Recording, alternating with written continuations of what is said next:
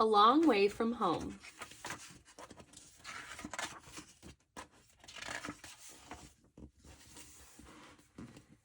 At bedtime in the burrow, Moz was squished and squashed by sleepy rabbits. "Oh no," he tutted. "Crumplings, move over, Tam."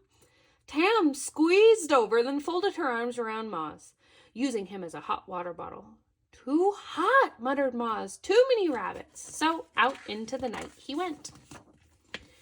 "What are you doing out here, smallest bun?" asked Albatross, swooping down. "There's no room," snuffled Moz, "and my sister Tam is always squashing me." "But she's your best friend." "It doesn't stop her from squashing me," said Moz. So, to cheer him up, Albatross taught Moz about the land of the North Star, where there was sky space and snow space. "No rabbits there," sighed Moz. "I wish I could come home with you to the frozen north." "Hop on then, smallest bun," Albatross said. Moz squeaked as Albatross lifted into the air. Under the moon and over the wind she flew. As she soared high, high, higher, Moz held out his paws like wings. "I'm flying," he cried. "Hold tight, it's the North Star," Albatross shouted.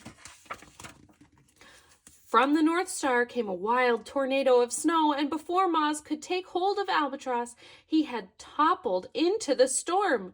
Swept on the wind, he tumbled and rolled down and down to land, puff, in a snowdrift. Moz was all alone, and for a moment he was afraid.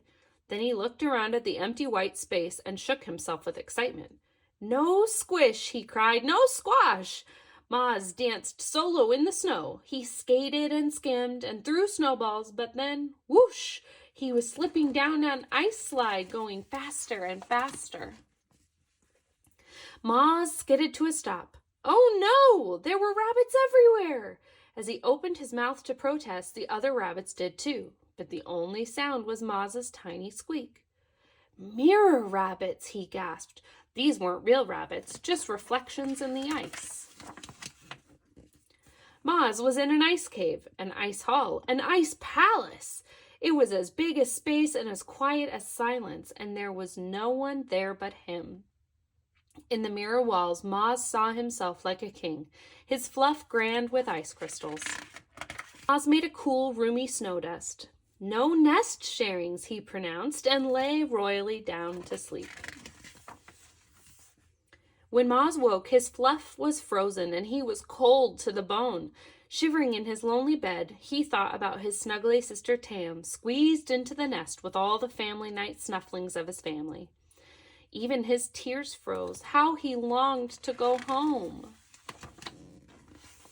So out of the palace he crawled, slipping and slithering up the ice slide until he came out under the open sky where the stony moon shone. "Albatross!" shouted Moz. "Where are you?"